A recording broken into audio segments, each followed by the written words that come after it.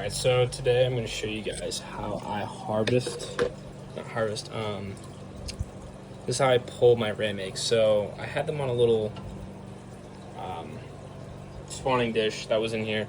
I just pulled that out and put it back in the tank, but after I spray off the spawning dish with just tank water to make sure everything gets off, I go through the pipette and I get them all out. So let me snag all of them. This usually takes 10-15 minutes. It's kind of a tedious thing, especially the bigger the spawn, the longer it takes.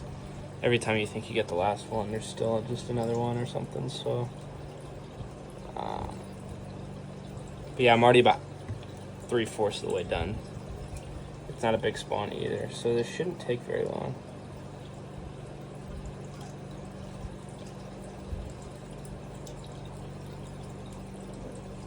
This is from a younger pair that I have, so their fertility rates aren't that great yet. But you still get some fish to work with on occasion. Alright, so in here I have, let's see if you guys can see these. I have little baby rams. There's probably like 30 in there, which is pretty small. And I'll take them into over here, and I already have a tray set up for them. And because they're not free swimming yet, I'm not going to feed them. And I'm just going to release them into here. Make sure they're all out of there. And as you can see, they're all just kind of swimming around. And eventually it'll turn into free swimming over the course of like 24 to 48 hours.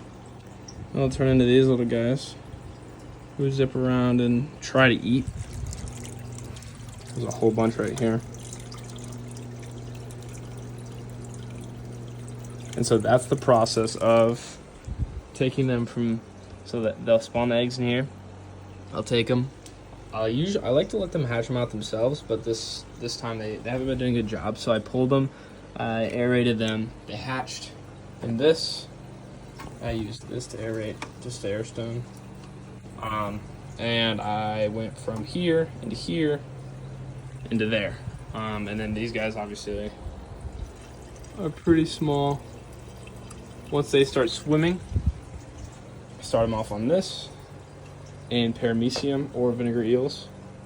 Then after that, I continue with the vinegar eels, and I feed this, just a little bit of this sometimes, get them going, and then baby brine shrimp. And once you get them on baby brine shrimp, you're pretty much set.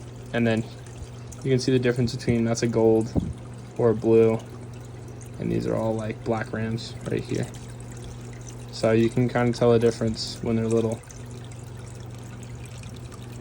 German blue, gold, black, a bunch of black. So after you do it for a while, you kind of get the eye. It's kind of funny. They kind of hang out. They almost segregate, as you can see, like some of these, and it's not because of light. It's like the golds and the blues, and then the blacks are all hanging out. They kind of are, like, in a weird way, a bit racist. That I've noticed, like, they'll kind of group by color sometimes, which is kind of funny. Just things that you notice over time. But yeah, and then I take them from there and they'll go into here, which is just a really dirty tank that they just stay in for like 4 weeks. It's not that dirty, it's just lots of live foods and little stuff that they can eat. And then they go into here. I know I have a few little ones in here. Let's see. Sorry, buddy. At this size. Sorry, I just fed, so it's kind of a mess. And then they go over here into this size.